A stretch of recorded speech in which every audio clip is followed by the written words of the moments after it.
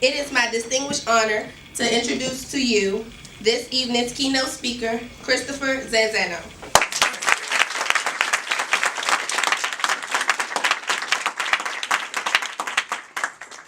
Good evening, everyone. All right. So first and foremost, thank you very much. We're absolutely honored to be able to host this event and to be part of all of the bright young individuals in this room that are our future. And I'd like to thank all of the ladies and gentlemen, as well as future Marriott employees sitting around these tables, for coming here and joining and being part of this partnership between Marriott International and NAF. We greatly appreciate it. So with all of that being said, as I prepared and thought a lot about what to share with each of you, there's a very bright young individual in this room that I met with when I came to your school that told me to keep it real, right? And that's something I really can appreciate and try to relate to. So with all of that being said, congratulations on strong GPAs and all of the hard work that you do at school. And I'm here to try and provide some insight and aspect as you move on into your careers and your jobs, how what you're doing now at school can attribute to you developing in your careers and your futures. So when it comes to individuals and when it comes to applying for jobs and when it comes to looking for jobs, I tried looking up the definition of success. And I found it to be very, very interesting, is that the Webster Dictionary can define success. But to each individual in this room, the definition of success can change, right? Some of us could have goals, some of us could have a level of success, and then what happens if we achieve that success? Do we continue to push ourselves? So, first and foremost, I think it's really important, if there's anything to take away from anything I'd like to share, it's that you should have goals. And you shouldn't have any fear with those goals, because you'll never be successful with everything you do, but you'll never know what's really out there unless you try everything, right? So it's really important not to have fear. It's important to learn from mistakes and not avoid them, because it's not a strength of yours. Every individual in this room, every manager, everyone that I've worked with in the past 20 years, including myself, has strengths, and we also have areas of development. And there are a lot of mentors that provide advice to me in the aspect of saying, work on your areas of development and become more well-rounded, right? And then there are others that say, know what your strengths are, and then utilize those strengths to enhance your ability to get jobs and to be better than other individuals that are going after the same job. I find truth in both of those. And I think it's important that you, moving into careers and preparing for your strong work ethics and your morals that you do at school and applying them for jobs, it's important to understand what those are. Right? It's important to know you as an individual, where your talents are. And I applaud you again for your strong GPAs, but there are also a couple of aspects, like integrity, work ethics, and morals, that do come into play. One of which is your image. Know what your image is. How do people portray you? If I were to ask adults or anyone else within your life or at school who you are as an individual, what is it they would share? Are they all positive things? Right? That's really important. Not just that, but it's also important to step into different roles and aspects within school or organizations, become visible, make a name for yourself, and be able to try anything and everything that's out there. Does that kind of make sense? Yes. So, Mrs. T, who's right there, she kind of bullied me into speaking. I've got to grab it. I know the camera's on, but I'd like to see the students on the other side, so if you don't mind, I'm just going to walk around for a minute. It kind of just makes sense. It makes me feel like I'm part of the room. I don't like the podium. It's not easy to speak in front of everybody. It really isn't. Okay, so when we speak to exposure, right, that is actually putting yourself out there. So if all of the young adults in this room were all applying for a job here at this hotel, and I didn't have the ability to see what your GPAs are, or I didn't have an ability to see a resume, but I had to interview each and every one of you, what is it I would look for? What is it we look for when we're hiring employees, when we're looking to promote managers? What difference does it make? And the first thing I'd like to share with you is, if you're in a job for a paycheck, you're going to get a paycheck, right? You're in a job for a career, it's going to make a difference. And that genuinely results in anything and everything you do in your job, right? Or your future jobs, for that matter. So for an individual that's coming in for an interview, and they've done their homework, no different than you do for school, They've done homework on the company that they're looking to interview for. They've done their homework in the aspect of making sure they visited the establishment, they've read what that company does, what they stand for, what their mission statements are, and then come into the interview with enthusiasm, ready to make a difference. I can see all that when I'm hiring individuals. I can tell that. And those are the individuals I want at this hotel. Those are the individuals that make a difference at work. Because they come to work to make the difference, and those are the ones I want to promote for careers. Because realistically speaking, I can hire someone and teach someone anything and everything about the computers. I can teach everybody in this room to check somebody in, and I can teach everybody in this room to clean a hotel room, right? After a little bit of practice, I feel like everyone can make that difference. But which one of the individuals here are in it for the career that are going to make the experience for the guests, that are going to come with a good attitude, that are going to push to learn more, that are going to ask a lot of questions? We fail to do that sometimes. Sometimes we wait to see what we've learned, and then we fail to ask questions to learn more because it's not part of our job, right? But realistically speaking, if you ask those questions and learn another job, you might be applying for that job in the future. So I share all of this with you for all the bright minds in this room and for all the careers that you're going to have and the difference you're going to make in the future for all of us, including my 7-year-old son. It does make a difference. And regardless of where you think you are, I'm going to start walking back now. So regardless of where you are, I think it's also equally important to know that you're always on an interview. Little did you know.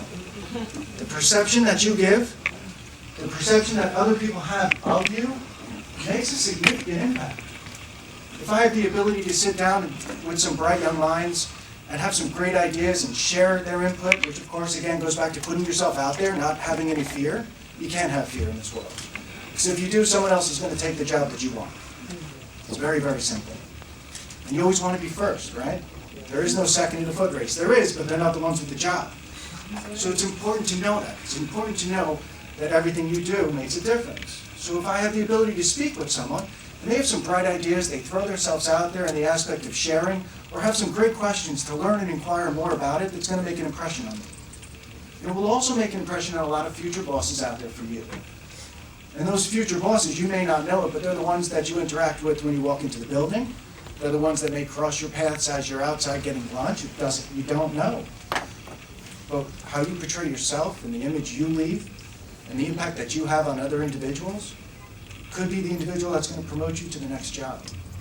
So it's important to maintain those strong work ethics, to put yourself out there and to make a difference. And that's kind of the best route I can go in the aspect of keeping it real. Thank you, Anika, back there in the corner. It was kind of funny, but it was very enlightening. So for myself, even preparing for this, you would think it's easy, right? You would think, no problem, I can come up here, I've got a lot to say. But realistically speaking, what was most important to me is that I had enough to say that's going to make an impact for all of you. And that's not an easy thing to do. So when people ask me, are you nervous to stand in front of individuals and speak? No, not really. I'm more nervous the fact that I'm going to share something that's not going to make a difference. Right? So I did do my homework. I did do bullets. I did watch a lot of speeches on YouTube. Did I want a motivational speech? Did I want an inspirational speech? And it's not that easy. So the one other thing that I'd like to recognize that I think is important for the young individuals, it's kind of funny. My father, when I was growing up, always said, you have it much easier than I do, right? And I'm sure we hear that a lot. Yes, all right, good. So everyone's on the same page. Right? So it's very easy for me to stand here in front of this room and say to all of you, you have it much easier than I do. So when I had to do a book report, I was in the library. I was on an encyclopedia, right? We had like 27 or 32 books that we had to read through to find definitions. There was no Siri, there was no Google, we didn't have any of that, right? So it really is easy for me to say that. But the fact of the matter is, it isn't. It isn't easier for your generation. Do you know why? It's because everyone in the room has the same opportunity, has the same access, for the most part, if they want it. And I think that speaks volumes. You have to want it. You have to want to make a difference. You have to want to learn. You have to push yourself to step out. So I understand, and I'm not going to sit here and preach to you that you have it easy. It's not the case. Actually, you've got it harder. I also didn't want to sit here and say that you should know what your goals are in the aspect of career and what you want to do for the rest of your life. It's important that you do have an idea, but it's okay if you don't end up where you wanted to. You might end up in the place you belong. So with that, I will state, have a direction and have a goal, because if you don't know where the end game is, you actually don't cross the starting line. Right? So I think that's equally important. It's actually more important, because you're not going to make a difference. You're not going to be able to make strides. You're not even going to feel the definition of success if you don't know which way you're going. So for all of you, it doesn't have to be the right answer. It just needs to have, you need to have an answer. You need to have somewhere to focus, something to focus on. Something that intrigues you, something you're interested in, something you want to learn more about, because that may transpire to be where you end up. It may not. There's a lot of roads out there, right? I didn't want to be a hotel manager. At your age, I didn't want to be a hotel manager. But what I found is I was service-oriented. I was blessed with the ability of being able to work with individuals and help them become stronger, help them become better, as the mentors and individuals did for me. And from there, I found that I absolutely love what I do. But this isn't, when I was in your seat, this isn't where I wanted to be. So it's okay to not know. But it's equally as important to know at least the direction you want to go so you can head that way. Right? How am I on time? I know I'm pressed. Keep going. I've got 2 minutes. I'll be done with time already? See, I You're told you fine. it was Keep fast. on going. Keep going. Thanks, Miss T. Yeah, Miss T's going to keep me up here forever. Yes, you can ask me. Thank you. Come on up. No. It was a question for you. Yeah, come on. What did you want to be when you were a kid our age? That's a very good question. So, when I was a kid your age, I considered being a policeman.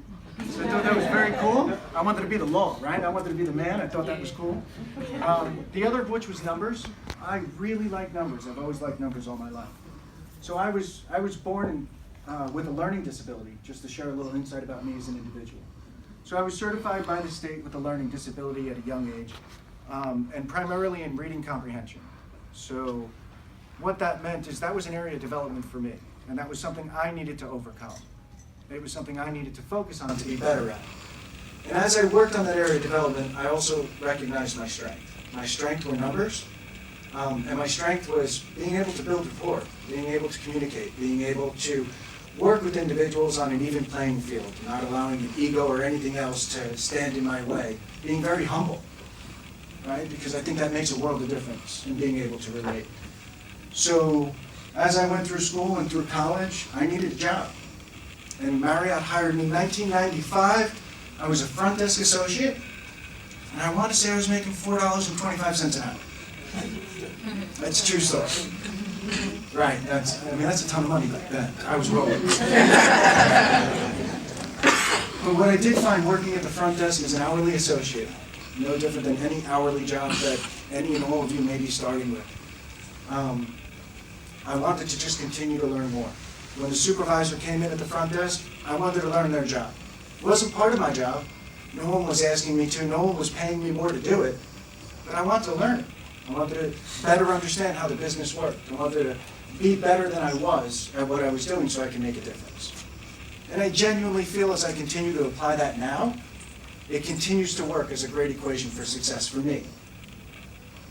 So in that aspect, I am now continuing to learn in all different areas of the hospitality industry so I can continue to be better, provide more results for the hotel and company, and ultimately obtain more promotions. Does that help answer your great question? Anyone else have a question while I'm up here? No? Easy enough. So with all that said, please, again, allow me to congratulate all of you on all of the success, all of the school, all of the grades. I applaud all of you. And with that being said, we have a lot of managers, and I know that you know there's networking, but I just want to recognize my team and the individuals. There are a lot of managers from other hotels here that are here on their own personal time for you.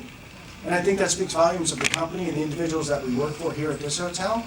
And it's important that the applause is not for me, but it's for the individuals on the side of this room that are here to help make a difference and provided all of this execution for all of you. So if you don't mind.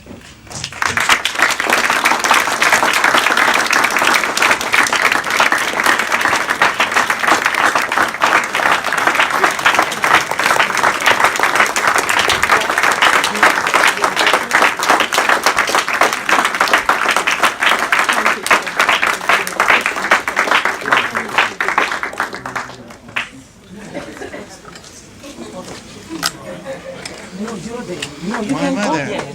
No, I thought I was done. I'm not done? No.